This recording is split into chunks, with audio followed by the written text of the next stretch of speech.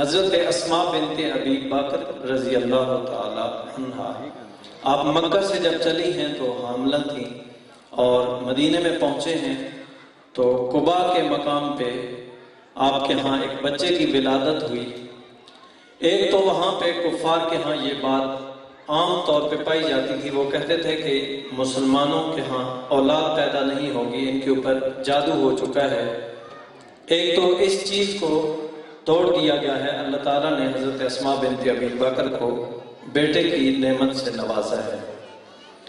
ان کا نام ہے حضرت عبداللہ بن زبیر رضی اللہ تعالی عنہ۔